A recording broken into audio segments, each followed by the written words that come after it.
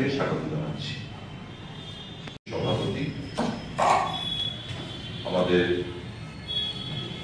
রাজ্য ব্লক থেকে আগত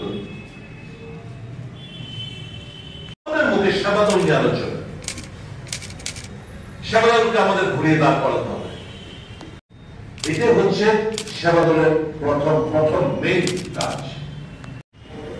এই দুটো অর্গানাইজেশনকে আমরা নতুন ভাবে শক্তি অর্থকে দিয়ে আমাদের পকেটে টাকা না থাকতে পারি, কিন্তু মানুষের পাশে গিয়ে আমাদের মহিলা ব্রিগেড, ইউথ ব্রিগেডের চেয়ারম্যান, সেকেন্ড হচ্ছে জোহরবাল মজলিস আর মহাসংকট। কংগ্রেস যখন কথা বলে মানুষের জন্য কি করেছে তার ইতিবাচক দিকগুলো নিয়ে কথাবার্তা বলে, মানুষের যে মৌলিক চাহিদা, খাদ্যের অধিকার, শিক্ষার অধিকার, বনের অধিকার, কাজের অধিকার, এসব তো কংগ্রেস দেন। এবং কংগ্রেস জনকল্যাণমুখী সিদ্ধান্ত নিয়েই তারা তাদের কর্মসূচি রূপায়ণ করে এবং বাস্তবায়ন করে।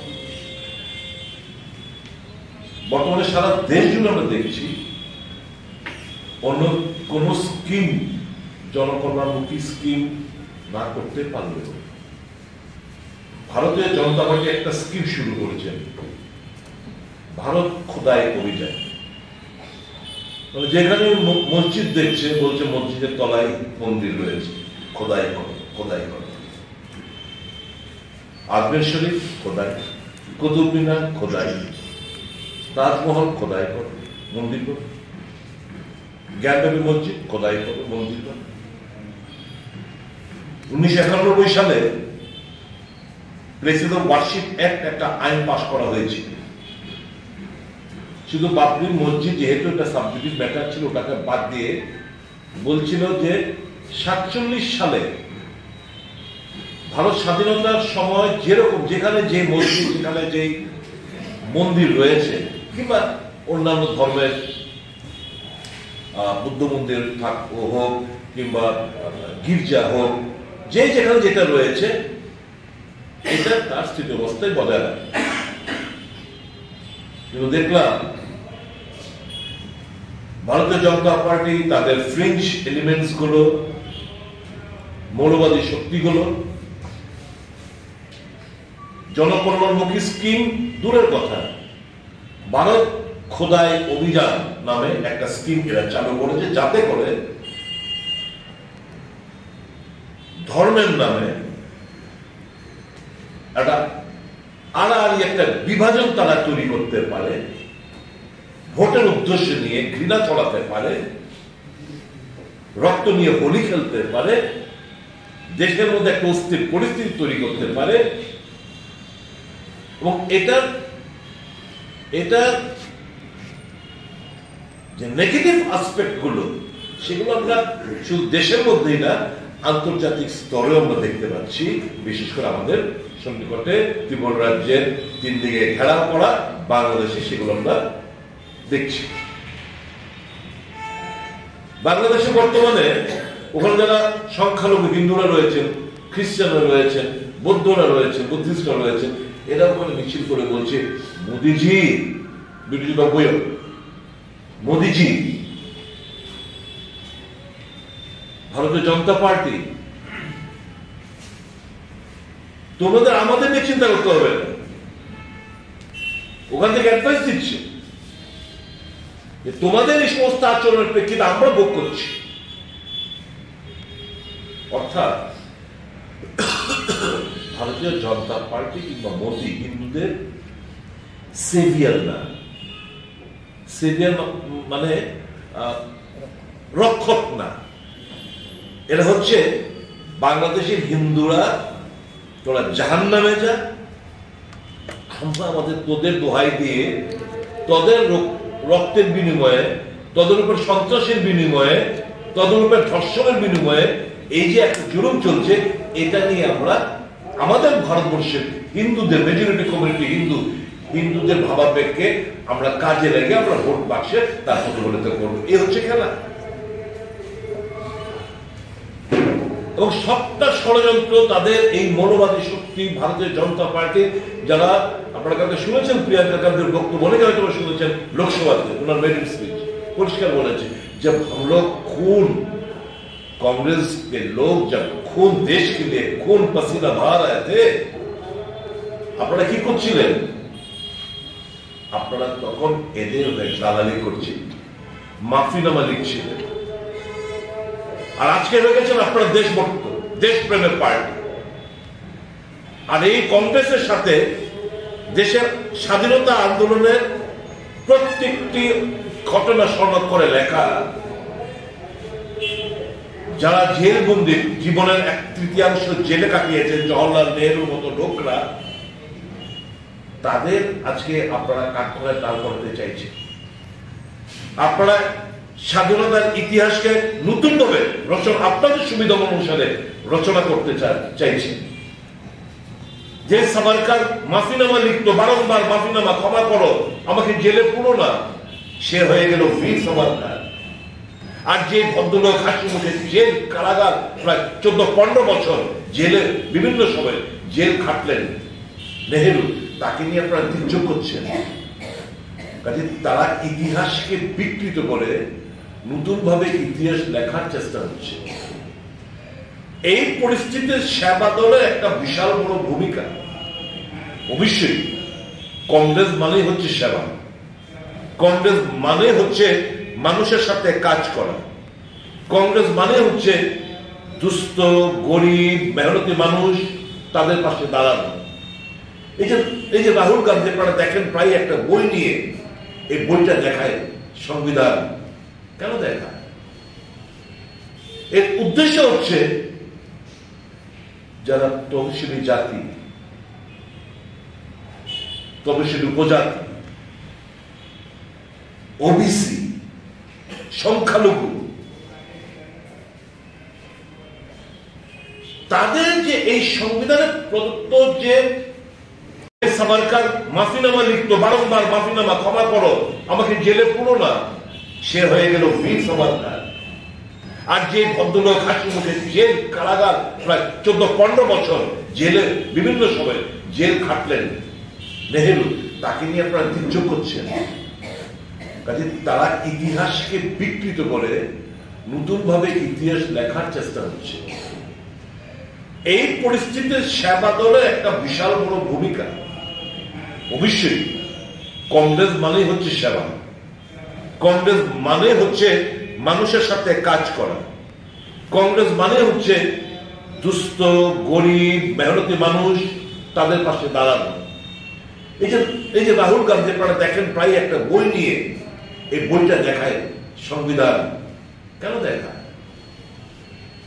এর উদ্দেশ্য হচ্ছে যারা তফসিলি জাতি, তফসিলি উপজাতি, ওবিসি, সংখ্যালঘু, তাদের যে এই সংবিধানের প্রদত্ত যে ক্ষমতা, যে ক্ষমতাটা কেড়ে নেওয়ার চেষ্টা করছে ভারতীয় জনতা পার্টি, জাতীয় গীতা 400 বারের নারা, আপকে বার 400 বার, এই যে নারা, এই যে স্লোগান, ভারতবর্ষের মানুষ সংখ্যা দিয়েছে ঠিকই, কিন্তু ওই 400 বারের নারা তাদের ওই জায়গায় দেয়নি। কারণ ভারতবর্ষের মানুষ জেনে গেছিলেন যে তাদের হাতে ক্ষমতা দেওয়া হচ্ছে 400 পার যদি করতে পারে, 360-70টা যদি করতে পারে, তাহলে 2/3 মেজরিটি লাগে সংবিধান পরিবর্তন করতে। সংবিধান পরিবর্তন হয়ে যাবে। এই যে SC, ST, OBC, religious minority, তাদের যে ক্ষমতা, এই ক্ষমতাগুলো কেড়ে নেবে। আপনারা প্রায় দেখেন আমাদের যুব কংগ্রেস কিংবা আমি বিধানসভায় কিংবা আশিস বাবুরা, অন্যান্য সংগঠনের এরা এই যে কর্মসংস্থানগুলো যে এখন সংকুচিত করে আউটসোর্সিং এর দিকে যাচ্ছে, মানে ঠিকাদারের হাতে দিয়ে দিচ্ছে, তার প্রতিবাদে আমরা কথা বলতে কেন বলি? কারণ যখন আউটসোর্সিং এ দিয়ে দেবে, তখন ওই যে সংরক্ষিত এসটি, সংরক্ষিত এসসি আমাদের রাজ্যে, তারা কিন্তু ওই সুযোগ থেকে বঞ্চিত হচ্ছে। যদি সরকারিভাবে নেয় তাহলে এসসি এসটি রিজার্ভেশন কথা টোটো মেনে করতে হবে।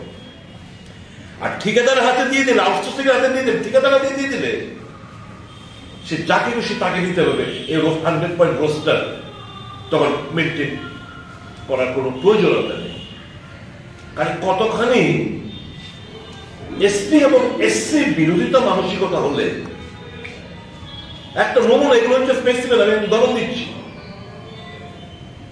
তারা এই কাজগুলো করতে পারে। কাজে রাহুল গান্ধী এই কারণে এই বইটা নিয়ে বারংবার मेरे को पावर देश का लोग तय करेंगे, পাওয়ার মঙ্গা নেই, যে আমার পাওয়ারে ফটফট যেতে হবে, কোনো দরকার নেই। আমি মানুষের আওয়াজ করব, আমি মানুষের আওয়াজ পার্লামেন্টে সফল করবো। আমি নিপীড়িত মানুষ, শোষিত মানুষ, বঞ্চিত মানুষ, অত্যাচারিত মানুষ, তাদের পাশে গিয়ে দাঁড়াবো। এটা হচ্ছে কংগ্রেসের বর্তমান নেতৃত্বের চিন্তাধারা এবং এই ভাবনার সাথে আমরা সবাই জড়িত। সেবাদল তার ভূমিকা অপরিসীম। আপনারা যারা প্রথমবার এসেছেন, যিনি সভাপতিত্ব করছেন ত্রিপুরা প্রদেশ কংগ্রেস সেবা দলের মাননীয় সভাপতি নিত্যগোপাল রুদ্রপাল মহাশয়, আমাদের ইয়াং ব্রিগেড, মহিলা ব্রিগেডের সভাপতিগণ, আমি সবাইকে আন্তরিক প্রীতি ও শুভেচ্ছা জ্ঞাপন করছি। এই সভা মূলত আগামী দিনে রাজ্যের সেবাদল সংগঠনকে শক্তিশালী করে রাজ্যের বর্তমান যে পরিস্থিতি, দেশের শাসক দল এই রাজ্যের শাসন ক্ষমতায় একই দলের সরকার বিজেপি, এবং এই বিজেপি যাদের দ্বারা পরিচালিত হয়, আরএসএস রাষ্ট্রীয় স্বয়ংসেবক সংঘ, যারা দেশের সরকার বলুন রাজ্যের সরকারের অভিভাবকের দায়িত্ব নিয়ে কাজ করে এবং সারা দেশে মনোবাদী কার্যকলাপ প্রত্যেকটা রাজ্যে রাজ্যে জাতি ধর্মের সংঘাত, বিভিন্ন সাম্প্রদায়িক বৈষম্য, দেশব্যাপী দেশের যে মূল ভিত্তিকে, আমাদের ধর্মনিরপেক্ষতা, আমাদের অহিংসা এবং সাম্যের যে ভিত্তি, এই ভিত্তিকে দিন দিন দুর্বল করে দেশের সংবিধানকে অচল করে একটা বিকল্প মনোবাদী সংবিধান দেশের মানুষকে পরিচালিত করার জন্য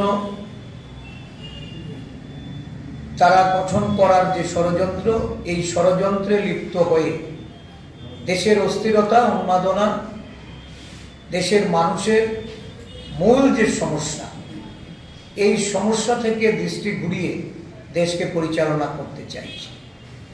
এই রাষ্ট্রীয় স্বয়ংসেবক সংঘের বিরুদ্ধে আজকে প্রতিরোধ গড়ে তোলার লক্ষ্যে রাজ্যে রাজ্যে তাদের যে কার্যকলাপ,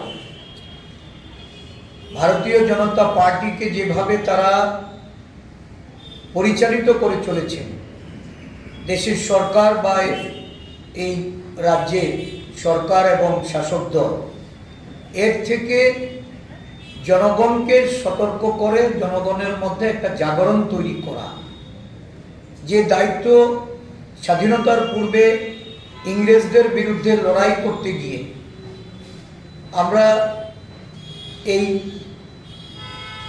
সেবাদল সংগঠনের এটার জন্ম হয়েছিল। তার যিনি স্থপতি ছিলেন নারায়ণ সুব্বারাও হার্ডিকার, ডক্টর হার্ডিকার রূপে উনি সারা দেশে পরিচিত এবং একটা হিন্দুস্তানি সেবা মণ্ডলকে এই 28শে ডিসেম্বর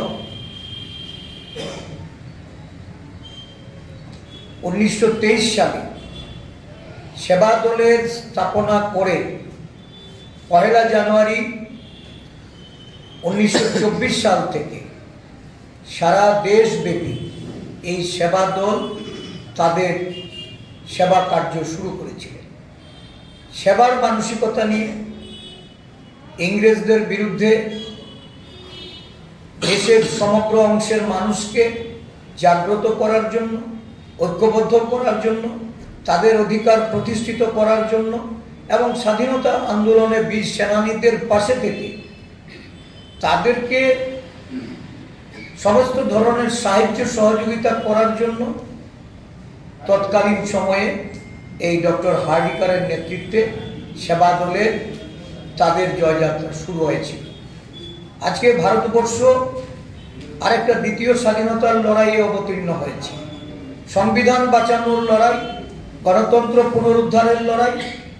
এই লড়াইয়ে সারা দেশব্যাপী আজকে আমরা লক্ষ্য করেছি যে ভারতবর্ষের জাতীয় কংগ্রেসের বিগত যে ওয়ার্কিং কমিটির মিটিং দিল্লিতে সংগঠিত হয়েছে, সেই মিটিংয়ে সেবা দলকে কিভাবে শক্তিশালী করা যায়, মজবুত করা যায় এবং সেবা দলের ভূমিকা এই আরএসএসকে রুখার জন্য, আরএসএসের যে ষড়যন্ত্র, এই ষড়যন্ত্রকে ভেস্তে দিয়ে ভারতবর্ষের যে পারম্পরিক আমাদের যে সংস্কৃতি, আমাদের যে কৃষ্টি, আমাদের যে সংহতি, এই সংহতিকে কিভাবে বজায় রাখা যায় সেই লক্ষ্যে সেবা দলের রাজ্যে রাজ্যে সাংগঠনিকভাবে তাদের কাজ শুরু করার একটা সিদ্ধান্ত গৃহীত হয়েছে।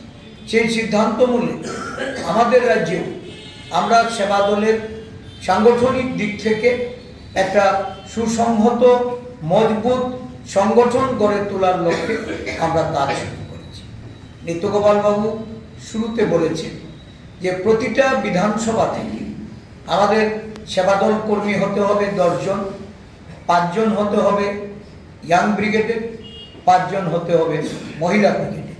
ন্যূনতম আমরা এই সংখ্যাটাকে 20 থেকে 25-এর মধ্যে আমাদেরকে নিয়ে যেতে হবে এবং 7টি বিধানসভা জুড়ে আমরা যত বেশি সংখ্যক সেবাদল কর্মী আমরা নিযুক্ত করতে পারব, সেবাদল কর্মীদের আমরা সেখানে অংশগ্রহণ করাটাকে নিশ্চিত করতে পারব। কংগ্রেস সংগঠন আগামী দিনে জনস্বার্থে ভারতবর্ষের সংবিধানকে বাঁচাতে এবং ভারতবর্ষের মানুষের গণতান্ত্রিক মৌলিক অধিকার প্রতিষ্ঠিত করতে। Subscribe to Tripura Info and press the bell icon so that you never miss any latest updates and news on Tripura.